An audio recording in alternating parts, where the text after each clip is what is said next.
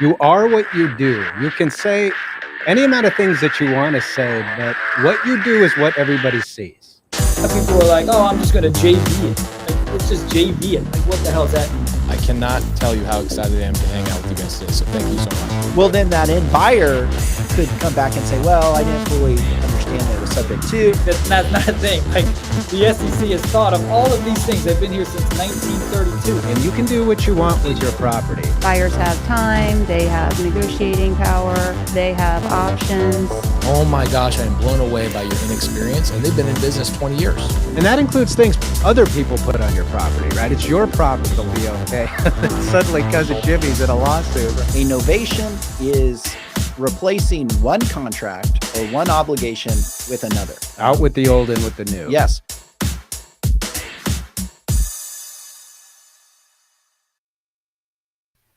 Hey, everybody, welcome to the show. Today, our topic is the legalities of purchasing property subject to existing loans. I'm Andy Fowler, and I'm here with my partner, Sean St. Clair. If you're new to the show, make sure to subscribe to the channel and give us a like. You can find us on Facebook, and you can find us on YouTube. On YouTube, we are at InRem Podcast. That is at InRem Podcast. With that, we're going to go to Sean, who has our legal update.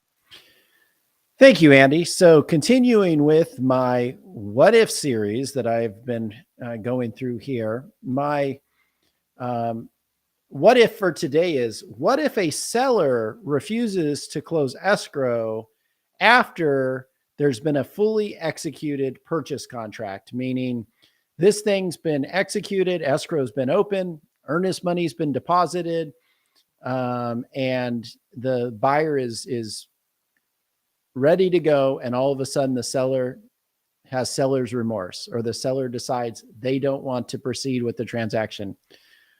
What can a buyer do in that situation? And the remedy really is for a buyer to pursue specific performance of that contract. They have the right to go into court and to basically ask the court to force or require that the seller sell the contract to that buyer. And the purchase contract is going to have a provision in there that's going to say that if the buyer has to do that, then the buyer is going to also be awarded their attorney's fees. And so if a seller refuses to sell, they're subject to a specific performance action whereby the buyer can force them to sell, and they will likely have to then end up paying the buyer's attorney's fees for such action. There's also language that is generally in a purchase contract that says the buyer could walk away. The buyer could say, no, not walk away, but could not pursue the property, but could pursue damages. So in lieu of specific performance, the buyer could say, okay, seller, you're in breach, and therefore I get damages for your breach. Well, what are those damages? Well, let's say the buyer has hired an inspector and paid a home inspector money. Let's say the buyer has paid for an appraisal of the property and is out those appraisal costs. So those are small damages that the buyer could recover. But the big damages would be that the buyer can prove that they basically are purchasing a property for less than the fair market value, or they got a good deal. So what would it take the buyer to buy a comparable property elsewhere? And so, you would basically be looking at that, the difference between whatever the buyer would pay to buy a comparable property elsewhere, i.e. the fair market value, minus what the contract is on this property. Now, in an appreciating market, that could be pretty substantial. I mean, a 30, 45 day, 60-day escrow, and values could go up, and you could end up with, a pretty big margin there, or gap between the purchase price and the fair market value. And maybe the buyer negotiated for themselves a great, purchase price. And they are purchasing it under fair market value. They would be entitled to damages against the seller for that difference as well. So two options for a buyer if a seller breaches or refuses to close escrow after a contract is executed. First is specific performance. Then the second is to not pursue the specific performance, but to pursue the seller for the breach and for damages. All right. Thank you, Sean, for the legal update. A reminder and an update beginning in July, coming up here shortly in about a month. But beginning in July, the Interim Podcast is introducing and beginning what we're calling the Creative Finance Collective. That is an opportunity for you, the viewer, you, the real estate investor, to become a part of something. And again, what we're calling that something is the Creative Finance Collective. The Creative Finance Collective is a collective of attorneys and professionals throughout the country who are elbow deep in creative finance and creative finance laws in their respective jurisdictions. And the collective is an opportunity for lawyers like Sean, for lawyers like Alan Seshker in Texas, for lawyers like Jeff Watson in Ohio, you name it. The professionals that are doing this on a deep level to get together and discuss the nuances of creative finance and how they're going about doing it and dealing with creative finance in their respective areas. And this is an additional opportunity for you, the listener, to participate and be interactive, to not only listen to the collective of attorneys who are discussing creative finance matters, but interactive in a manner that allows you, the listener, to ask us questions all along the way. There's not going to be question segments. The entire segment is an opportunity for you to ask questions and really a panel, so to speak, of creative finance lawyers that have something to say and are in this and are navigating the process. We're really excited about it. Think it's going to be a neat opportunity. Sean, did you have anything you wanted to add to that?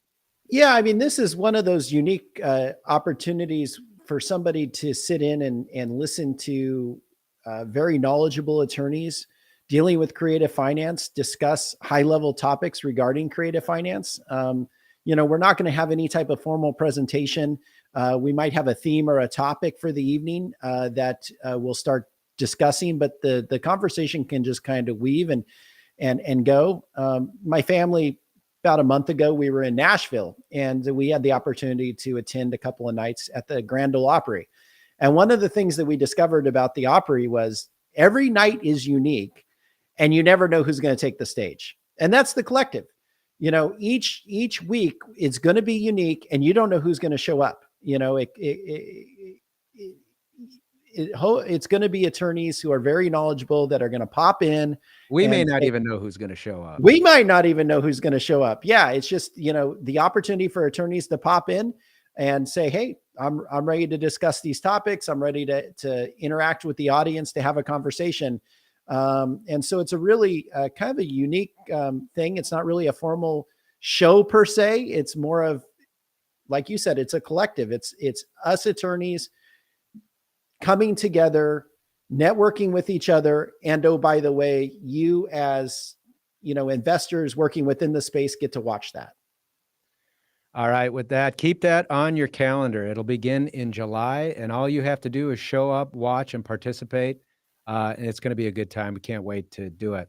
All right. With that, let's get into our topic today. We're talking about the legalities of a subject to transaction. As we get into this, Sean, how often have you in discussion groups, or you talking with clients, or seen things on social media, heard, oh, you can't even do that. I think I've heard it's illegal. I can't do this at all. Right. There seems to be some misconception or misunderstanding about the legality of creative finances as a general rule. Is that what you've seen? Yeah. I have people reach out to me on a regular basis to say, hey, I'm trying to do this transaction, and the real estate agent involved is saying that it's illegal, that the title company is saying it's illegal, that the attorney is saying it's illegal. And part I've discovered, and that's why I've started trying to change the vernacular on this, is part of the problem is the language being used. So the whole idea of a subject to transaction, a SubTo transaction, that's kind of a new way of explaining a transaction that's been around forever, which is a wrap financing transaction. And so whenever I can, because I believe subject tos, when you're doing it with a warranty deed conveyance, that it should be a wrap transaction. It should be structured as a wrap transaction. And I try to use that language because attorneys and judges title companies, even real estate agents know what wrap transactions are, but they don't fully appreciate or know the whole idea of SubTo, subject to. It just sounds kind of, this new thing that there is only going to get them in trouble. But when you start explaining it as a wrap, or, hey, we're going to do an agreement for sale, a contract for deed, or contract for bond, an installment contract, whereby, we're going to pay to purchase it over time, and we're going to leave the existing loans in place. They understand that as well. But it's when we use this, newer language of subject to, SubTo, it's like, well, what does that mean? And if, unless you're familiar with it, and you're working within the investor space, you don't understand it or appreciate it. So I want to get back to using terms like wrap and agreement for sale and lease with option and those types of things. Yeah, and our hope in this episode is to put some of those questions to rest and to discuss this question of the legality of subject to transactions. We're pleased to have as a guest Michael E. Gross, attorney in Maryland with the law office of Michael E. Gross. Michael, thanks so much for joining us. We appreciate having you. My pleasure to help you. Sure. Yeah, so tell us a little bit about you, your practice, and the law offices of Michael E. Gross. Well, as is sort of obvious from the beard, I've been practicing law for a while, about 45 years in Maryland and D.C. The practice has revolved primarily around real estate in all its forms, particularly working with investors and other folks. I've been dealing also with alternative financing, subject to land contracts, wraparounds, all of that, basically for my entire practice. Got background as well with litigation, with a few other things, so it's easier sometimes to look at a client's circumstances and be able to diagnose a problem or help him with something that's going on. I particularly like dealing with alternative financing because I like outside the box thinking. And in the modern real estate market, it's outside the box. As you say, most real estate agents don't know it. They're not taught it anymore, although they used to be taught alternative financing in the old days. As a matter of fact, in the Maryland, Washington, D.C. area, when I first came into practice in the late 70s, there were alternative financing strategies in the local real estate agent communities, sort of official contracts that they like to use. It dropped out in the late 70s, early 80s. And I think that was probably not a good thing for real estate, because it left the agents with only one tool to use. The idea of find a house, find a mortgage, go to closing. If that's the only tool you know to sell real estate, you're handicapped very substantially. You don't know other ways of doing it. So we deal with other ways here. Michael, I'm reminded we had as a guest an attorney in the Midwest, Jeff Watson, who does a good bit of creative finance, and he likes to do does a lot of work with Roth IRAs and things like that. But one of the things he noted, which is kind of similar to what you said, is he took issue with this idea that our current understanding of lending is conventional lending. And this idea is that, as we understand it now, that seems conventional, but kind of within the history of lending, just in the short history of the United States, conventional lending, what we currently understand it is really not all that conventional given our history, and that the idea of creative financing in the history of it goes back a long time, really, since the beginning of our founding. Oh, absolutely. I mean, we picked up real estate law, or all of America's laws, from England, because when the colonists came over, they brought over what they knew. And this stuff really does go back into English law, if you really want to think about it deeply. And it was in the late 70s, early 80s when there were several changes made to banking law by the feds. I spent a little bit of time as counsel, general counsel to a credit union, so I learned my share of banking law in the old days. The feds changed the banking law to the point where it became profitable for the banks to originate new loans rather than to allow the assumption or the transfer of old loans. And since they could make more money that way, they started to push it. Yeah, in fact, as you know, the credit unions were a major lobby that ended up with those new laws. But before, I think it's the Garn-St. Germain Act. Before that act, here in Arizona, we have an Arizona Supreme Court and a number of lower level Court of Appeals cases, basically a litany of authority that basically states that Arizona does not like due on sale clauses because they believe them to be an unlawful restraint on alienation. And in fact, before Garn-St. Germain, in order for a lender to invoke the due on sale clause, regardless of what the language was, it didn't matter. It didn't matter the language.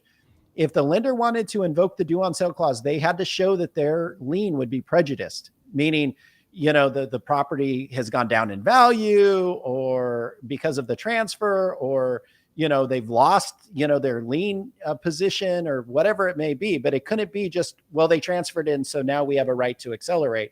It had to be, no, you need to show that you can no longer foreclose and you know, take the payment out of the property. But of course, Garn-St. Germain did away with all of that, right? Well, not all of it, because Garn-St. Germain only says under certain circumstances the due on sale clause won't apply. Transfers will say within the nuclear family, inheriting property, transfers to a family planning trust, that kind of stuff. The federal mortgage loan, and if a loan transfers through the federal loan process, the lenders can't bring the due on sale clause into effect. It's interesting. There are two streams of thought on the enforceability of a due on sale clause. One is that it is in restraint of trade and therefore shouldn't be permitted unless you can show actual damage and injury. And the other one, which is sort of the contract theory, which says you signed up for it, you're stuck with it. I mean, I can't really look into the future, but even in some of the states that abide by the contract theory, there are court cases which say, well, we're not going to allow it in this particular instance. We think the lender's not entitled for whatever purpose. Where it's going to go in the future, I don't know. But as a practical matter, the due on sale clause is rather a paper tiger, because the banks don't really have an interest in declaring loans to be in default and foreclosing on the due on sale clause just because ownership changes. It costs them money.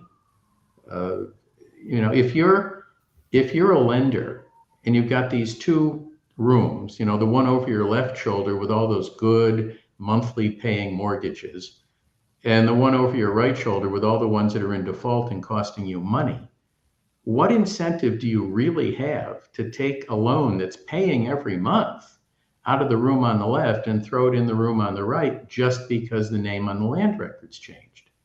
It's going to cost you money to enforce the due on sale clause. You got to hire a lawyer, you got to foreclose. You run the risk of the person stopping payment if they're doing that. And thirdly, you've got to reserve, which is sort of a technical banking thing, but you've got to take money out of your lendable assets and put it in a sinking fund against the possibility that you won't get paid in full at foreclosure. And that reduces your profitability. So the net result is the banks have no incentive, in my opinion, to actually bring the due on sale clause into effect. It's a theoretical possibility, but in the 45 odd years I've been practicing law, as long as the loan hasn't gone into default, the only time I ever knew a bank to bring the due on sale clause into effect was in one very limited circumstance in the state of Maryland, where the loan could only be held by a low income owner occupant. And the bank called up the investor buyer and said, we don't want to foreclose, we have to foreclose. But they talked about it, and the bank then misplaced the file for 60 days, and the investor refinanced, and that was that. Right. So what you're saying basically is, from a bank's perspective, they would essentially, if they declare a breach of the due on sale clause, which most due on sale clauses, especially the big ones like the Fannie Mae, Freddie Mac, say that it's an option. The lender has the option, unlike your scenario where the lender had to. It's an option. So, but if the lender exercises that option, they're taking a performing loan and they're moving it from the performing loan bucket to the non-performing loan bucket. And then that hurts their ability to lend, because now they have, extra reserves, some downgrades, that go on. And now they can't make as many loans anymore, which, that's how they make their money, right? Is originating loans and collecting interest, right? So now all of a sudden you're harming yourself on a loan that was otherwise performing. There's no really good business reason for doing it, in my opinion. Right. Now I'm not running one of the major banks, so you can't take it for gospel from me. But the other thing, of course, is that from what I've seen, a lot of these banks that collect loans don't own them. They're just doing the collecting work. Mm-hmm. And the loans themselves are owned by these loan pools or by insurance companies in these large, tranches. And they want a set rate of return. They don't care who is making the payments. And the servicing banks don't care. A, it's not their loan. And secondly, they get paid for doing servicing. Mm-hmm. So I think there's a disincentive there for them to think on any of the investors, because it costs them business. So are you aware of any federal statute or other legal authority that basically makes it illegal for a seller to sell and a buyer to buy real estate subject to the existing loans? I don't know of anything that makes it illegal. I don't know. I mean, illegal means the police are going to come out with handcuffs and take you downtown. No, it's not illegal. What it is a breach of contract. The seller, when he bought the house, entered into a contract with the bank which said, I will pay you off if I sell. Okay. The seller has now breached that contract by not paying the bank off. In any circumstance, in any contract where there's a breach, the only thing that happens is that it gives the non-breaching party the option of taking action if they want to. They don't have to. Mm-hmm. And breaches of contract happen all the time. If you go into a restaurant and you order the $25 steak and potato and pea dinner, the guy takes your order and comes back and says, I'm sorry, we were out of peas, so I've given you green beans instead. Well, technically, he's just breached his agreement with you. You could say, no, I wanted steak, potatoes, and peas, take it back, and they'd have to take it back. But if you say, fine, green beans are good for me, then you've just condoned the breach of contract and agreed to go ahead. Well, same thing with a bank. If they don't decide to do anything about it, they've simply accepted the situation. It's really all it is a simple breach of contract. Now, I take it from your question, or from your answer rather, because Sean asked about any federal statutory or any other federal authority that prohibits or makes that illegal, and there's not. Are you aware of any state law that attempts to prohibit a subject to transaction? Well, I'm only admitted to practice in Maryland and DC, so officially I can only talk about Maryland and DC. Nothing in either place makes it illegal, but from everyone I've ever talked to, there is no state law that says you can't do it. Two people, the buyer and the seller, make an agreement between the two of them, and it's, as far as I know, not illegal anywhere in the nation. Well, let's talk about those agreements that the buyer and seller make amongst themselves for a subject to transaction. What are the different methods that by which a buyer can acquire property subject to the seller's existing loans? What are the mechanisms for that? Well, the simplest way of doing it is providing in the contract that the buyer is going to take over the seller's payments. Mm-hmm. And around Maryland and DC, the language simply says, I agree to buy the property subject to your mortgage with an approximate principal balance of so-and-so with such and such interest rate. You Mm-hmm. state that. And the buyer agrees that they will make the payments and hold the seller harmless on any loan charges. They will, they'll pay the loan. And of course, the settlement documents then have provisions in them where the parties acknowledge what's going on and the buyer formally agrees to pay. The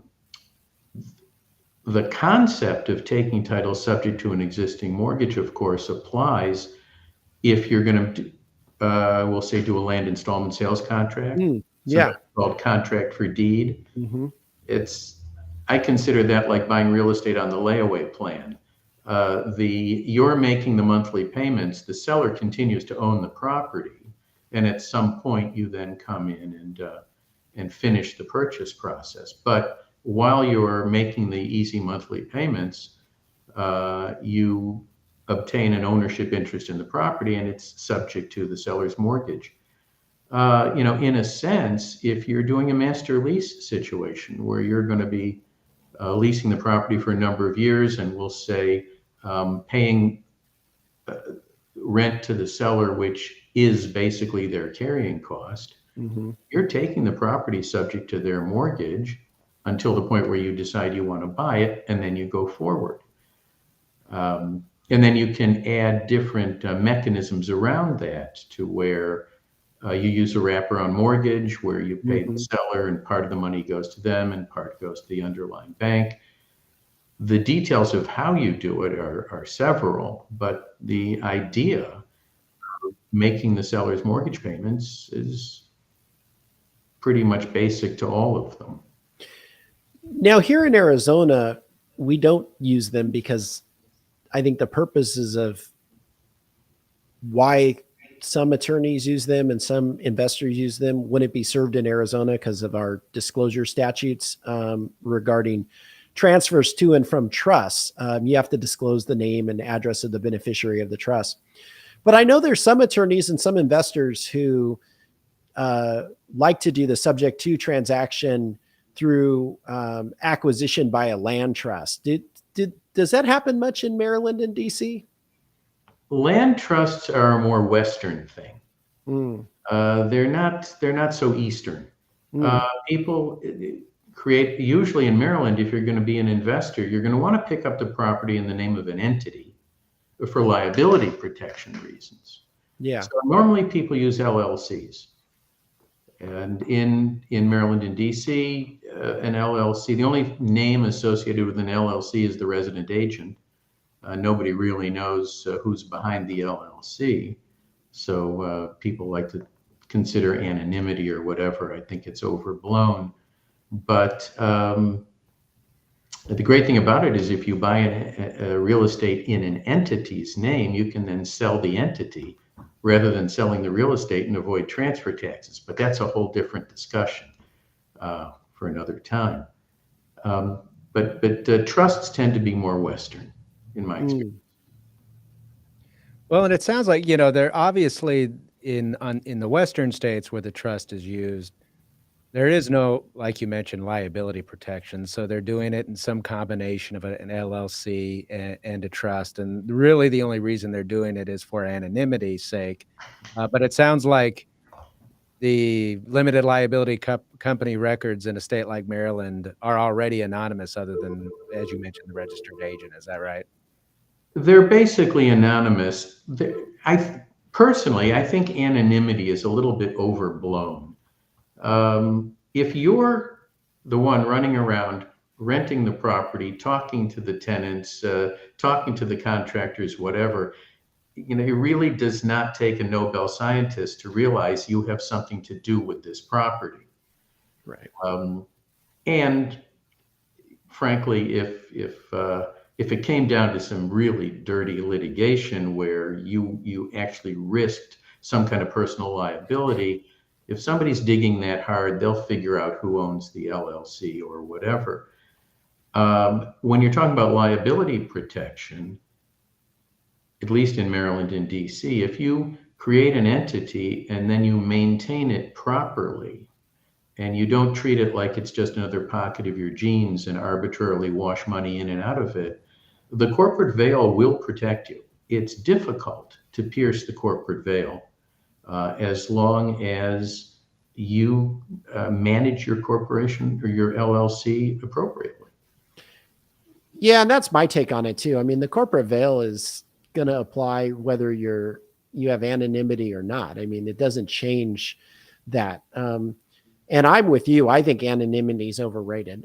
The only time that I find it useful is if I have a client who has maybe some professional licenses, and they're out doing, investor type stuff unrelated to their license. And you're going to have an unhappy person, for example, with the whole do not call list and the texting and, where they say, oh, you violated, the different federal and state laws regarding, spamming and do not call. And then they see who owns the LLC, and then they research and see, oh, they're licensed as whatever. And instead of just dealing with it on a civil basis, they go and file like a professional complaint. While it's defensible because it doesn't relate to their professional complaint, it's still a hassle, right? It's still a hassle. Anybody can do anything. Right. Early days, I was drafting contracts for a client. He comes in, he says, I want a contract that's absolutely guaranteed, lead pipe cinch, nobody's going to sue me. And I had to tell him that that's impossible because there's no traffic cop at the front door of the courthouse who's going to regulate that. The traffic cop is the judge who throws the case out. I mean, I could sue both of you for having used a nuclear missile to kill my great-grandfather. I could file that lawsuit, you'd have to answer it, whatever. And the fact that he died years before you or nuclear missiles is not going to prevent me from suing. It would prevent me from winning, of course. Right. So, to some extent, if you're in business, you have to understand that there may be people out there who are going to come looking for you. Mm-hmm. And you just have to act, run your business in a way that's going to minimize the risks. Create an entity, we'll say, if you've got dealing with real estate. Buy insurance, sufficient insurance, including maybe an umbrella policy. Manage the property well. Don't let it deteriorate. Execute all of your documents properly in the name of the entity, whatever. Don't arbitrarily maintain good business records. And if you do all of that, the entity will be the one who takes the hit, not you personally, no matter what your situation is. Yeah, for sure. Now, we were discussing earlier the due on sale clause, the likelihood of when banks call loans due. And back and forth, we made mention of the Garn-St. Germain Depository Institutions Act. I think it's worthwhile, especially for the listener and the real estate investor, to have some sort of context as to what that is and what it was designed to do. So why don't you explain the Garn-St. Germain Act? All of it. It was as you said, it was a bank regulation act. The important point from our point of view is that the feds realized that under certain circumstances, it's just inappropriate for people to have to worry about whether the bank is going to get angry with them if they change the name on their deed. Mm-hmm. So if you add a spouse, if you add children, if you inherit property, if you put on second trusts on your Mm-hmm. property, a lot of the due on sale clauses are worded in a way that say if you transfer an interest in the real estate. Right. Well, technically, putting a mortgage on the house is transferring an interest in the real estate, Mm-hmm. second trust, whatever. And there were many circumstances where loans said no second trusts allowed. And Garn St. Germain came along and said no. And in these certain circumstances, putting the house into an estate planning trust, we'll say, there's really no good reason to prevent this. Right. And to force people to refinance just in order to live their life, Mm-hmm. to put it simply. I think there was a rule of reasonability that the feds came up with, and I think it's a good idea. Yeah. Quite aside from the practical matters, you just don't have to worry if you get divorced, for example, and you're splitting up ownership. Mm-hmm. Yeah, it's not a time when you should worry about whether your lender has anything to say about it. Yeah. Well, the one of the other critical things, and I was talking about the old line of authority in Arizona that Garn St. Germain did, which was unfortunate for investors or even sellers and buyers who wanted to do, subject to transactions, is it basically said, hey, if there's a federally insured loan and that loan has a due on sale clause, it doesn't matter what your state courts have said. It doesn't matter what the state statutes state. You as a state and courts of your state are going to enforce that clause as written. So there's no, like in Arizona, how we said, no, we're going to throw out the language and just say, hey, only if you're prejudiced, we're going to make that a requirement. Garn St. Germain said, no, you're out, as to all real estate. And then, of course, on the exceptions, it's for residential real estate. But it did, I don't know about you, but we've had cases where the borrower passed away and our clients, we were helping administer the estate. And so we're going to transfer it to the heirs. And the bank's like, oh, no, pay me. I need the whole thing paid off, because the borrower's passed away. And we're like, no, Garn St. Germain, right? Good luck. So, they can't force it. No. Right. Yeah, it really helps in that, scenario where, the heirs want to take it over and maybe, turn it into a rental or use it themselves or whatever. Yeah. It's, as I said, I think the feds just decided that there are situations in which the lenders shouldn't interfere with how people run their lives. Right. And so that's since the I can't remember when Garn 1982. 82, right? I knew it was the early 80s. Yeah, it's. I think it's made a lot of people relax a little bit when situations like you're talking about come around. Yeah, for sure. So let's talk about the idea of a breach of contract. And you gave the hypothetical of a restaurant, and you swap out the vegetables. In law school, we learned the idea of an efficient breach of a contract. What is an efficient breach of a contract, or your understanding of an efficient breach? You'll have to tell me. It's not a term, at least, that we okay. Back in, see, my hair's whiter than yours, so that may be a newer approach to the law. We did common law analysis, starting with Hadley versus Baxendale, if you know the case. So no. Old crankshaft, broken crankshaft in post-medieval England case. Yeah. Tell me about efficient breach. So basically, the concept of an efficient breach is that there are times where it makes more financial sense to breach a contract and accept the consequences. So it's not a defense to a breach. It is a breach, and you accept the consequences. You write the check for the damages. You accept what happens as a result of the breach. But there's times where you go and you should breach a contract because it's monetarily more beneficial for you to breach it than for you to perform.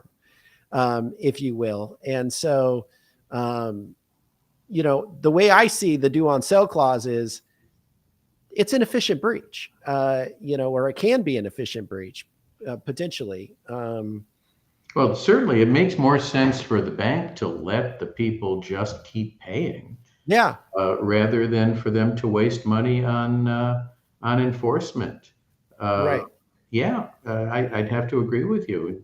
See, the whole idea of breach of contract is it gives you the right to take action, Right. but you're not forced to. You Correct. could ignore it if you want to. Yeah. The landlord doesn't have to sue you on day 2 if you don't get the rent there on time. Right. They simply have the right to do it. Correct. So I don't know if you did much of this work back in the 2008 forward time period when all of a sudden short sales and foreclosures and whatever. But during that whole time period, when you had homeowners whose properties were underwater and you had banks whose loans were not performing and whose security was at risk because the value of the properties weren't there, I mean, that was nothing but efficient breaches going on left and right. Oh, absolutely. There were banks that let their mortgages go into arrears for months and months and months. Yeah. The last thing they wanted to do was, number one, to have to spend the money on the real estate attorneys to do the foreclosing.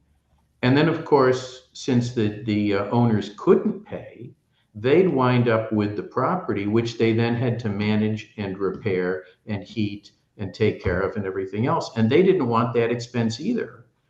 And I remember reading that the banks basically said, we're going to let the defaulting owners live in the houses and maintain them for us. Mm-hmm. And so we don't have that burden during a time when we know darn well we won't be able to resell the houses to anybody else. And so it is an absolutely inefficient approach to then enforce their right to foreclose in the event of non-payment. No question.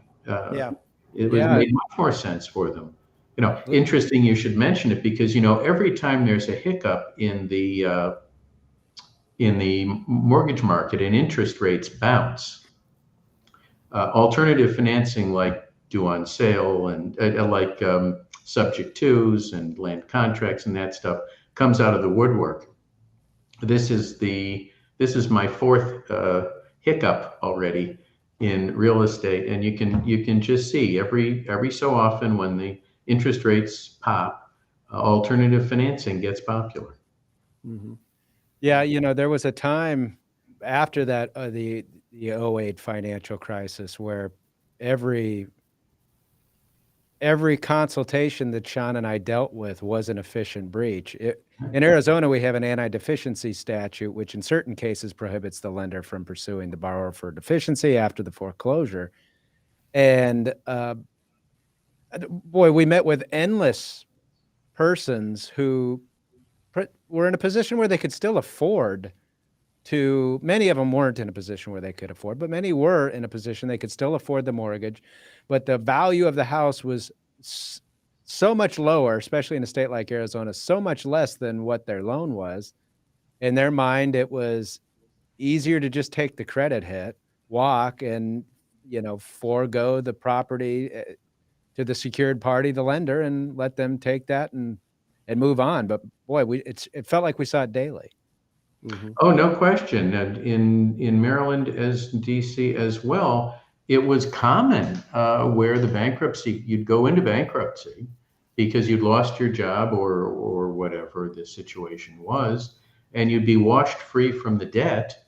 The lender had not foreclosed on you yet, and people would just continue to live in the house and say, until you throw me out, I'm going to take advantage of the free ride. Now, we can talk about the ethics of that, but when you're financially stressed, people do what they do. Well, and that raises a question on the ethics. I mean, as attorneys, I was sitting down with homeowners and saying, okay, here's the contract you signed with the bank. Here's what it looks like for you to continue to honor that contract. And here's what it looks like for you to no longer honor that contract, and, advise them of, basically what it looks like on both sides and the risks and the benefits, both ways. But ultimately, I'm giving advice of what it looks like to breach a contract. I would never, it was my position. I never told, and I still never will tell a client to breach a contract, but I will advise them as to the, risks of that and what it looks like to breach the contract. What's your understanding, at least in Maryland and DC, on the ethics of attorneys being able to discuss with clients the idea of breaching a contract, and if it makes sense for them to breach and not perform? Well, I think if you're truly doing your job, you have to discuss it with them and tell them what their options are. If somebody comes to you for legal advice, it's your responsibility to look at all sides of the question, and tell them that these are different approaches to solving your problem. You're not their mother. You're not going to tell them what to do, right? Or discipline them if they don't, which gets into awkward situations when you do tell a client what you suggest would be a good idea. They come back later not having done it, and then now you have to dig them out of the hole. But that's, but no, you're obligated to tell your client about all the possible approaches to their problem, and they're the ones who make the decision. You've probably been there when the client goes, "Well, you tell me what to do."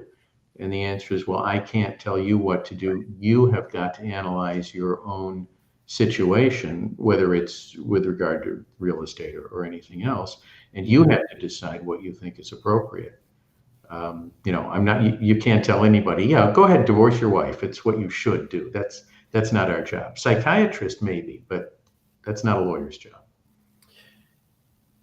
Yeah, and there's, consistent with that, there's at least two states that I'm aware of, Virginia and Illinois, who have addressed not so much the foreclosure short sale stuff, but actually have addressed whether or not attorneys can advise their clients as to a breach of the due on sale clause, but whether they can take it a step further and actually prepare the documents needed to effectuate the breach, i.e. a purchase contract, a wrap, note and mortgage.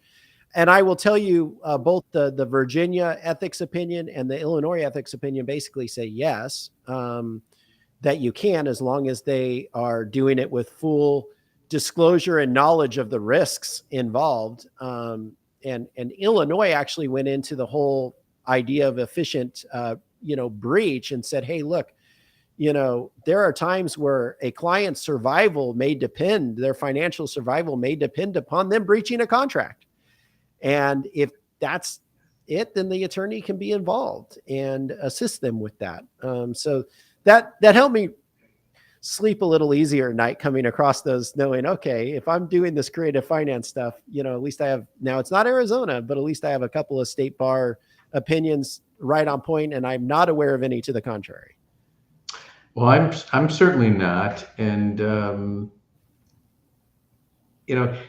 sometimes it comes down to a legal decision versus a business decision, and I think that's what those opinions may well have been after. You can give legal advice, but the client's going to make a business decision, mm-hmm. and they do. Right. Yeah, it's not our job to give them the business advice; it's to give them the legal advice. And then they make the business decision of where to go and what to do. Yeah, for sure. And that happens all the time in litigation too, right? You say, how many times do, clients say, well, how much is it going to cost me to defend this? And they offer, a cost of defense. They say, well, it's going to cost me $40,000 to defend this, money that I'm never going to get back. So why don't I offer 30 to settle, even though I don't think I'm liable at all, right? That's what settlement is all about. I mean, Right. you look at the cost of litigation, in not only in terms of money, in terms of time, in terms of it taking your client out of their business when they could be earning good money instead of chasing bad money, and all of that. You go to the client, you say, if it's not worth it for you to continue doing this, maybe you shouldn't be doing it. And they say, fine, we'll suggest a settlement. The idea of, well, you've heard the phrase nuisance value of the lawsuit or whatever. It's a business decision. Right. Yeah. So on your creative finance practice, are you working mostly in residential or commercial? I'm working mostly with investors. Most of the investors these days now are buying single family and small residential properties. In DC, for example, that one of the hottest things is a nice foursome. That gets into a little bit DC's rent control laws about number of units you can own. But most of the truly alternative financing stuff is done there. If you're getting into larger commercial work, if you're buying a shopping center, you're buying an apartment building, it virtually always you're going to be obtaining your own financing, because there are a lot of other issues in addition to just the possibility of creative financing. And a lot of these large buildings only have loans on them that run 5 years, 8 years. A lot of these, commercial loans do that. And so if you're picking up something that's 2 and 3 years into its life, you might as well start fresh. So I think most of the alternative financing is done with smaller investors in residential retail. Now, with the growing popularity of the alternative or creative financing, and you mentioned it, every time the interest rates tick up, it becomes even more popular. But with that growing popularity comes the eye of the regulatory agencies, the state legislators, the federal government, you name it, who decide to put restrictions, or they will want to protect the seller, whatever the case may be. So we've seen in some states, an increase or additions to disclosure requirements or something along that line. Are there any unique disclosure laws or requirements in a creative finance transaction dealing with a residential type unit in Maryland or DC? In Maryland, DC, it's not related to the form of the purchase.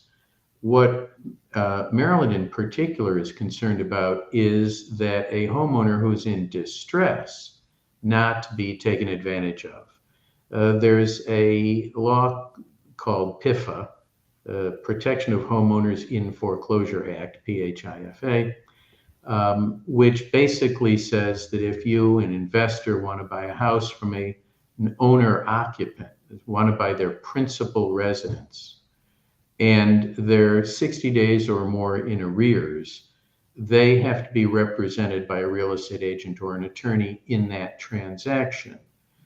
An attempt to keep the foreclosure sharks from taking people's houses. But if you are represented, you could sell your house in any fashion.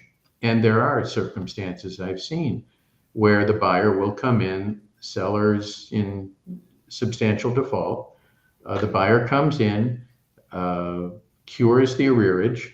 Again, this was a contract done through the real estate agents. They cure the arrearage. They take title subject to the existing mortgage.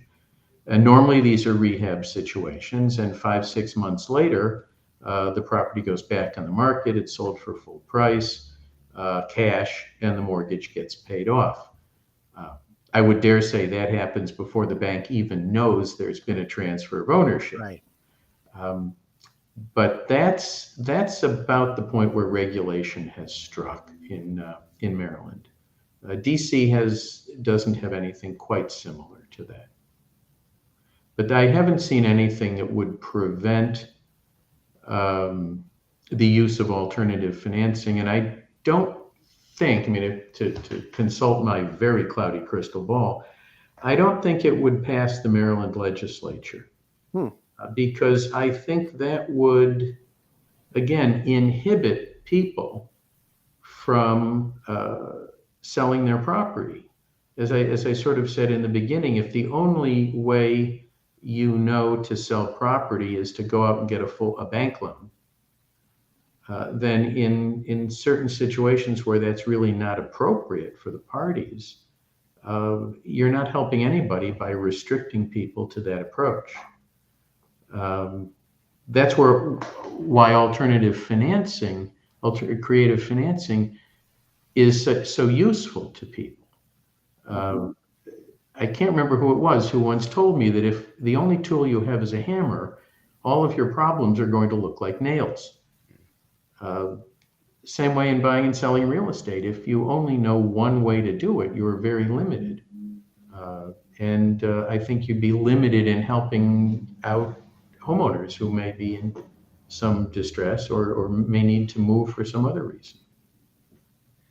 Well, Michael, thank you so much for being with us. We really appreciate it. How can viewers, real estate investors who are wanting to do deals in Maryland and DC, how can they find you and connect with you?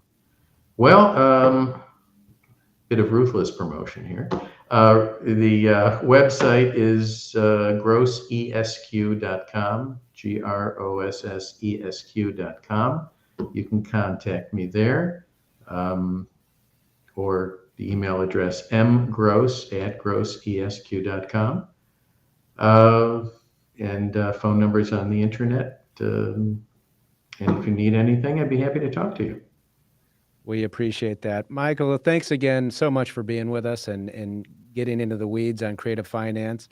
Hope we can do it again sometime. My pleasure. Anytime you'd like. All right. Thanks, Michael. With that, everybody, that is our show. Make sure to join us next week.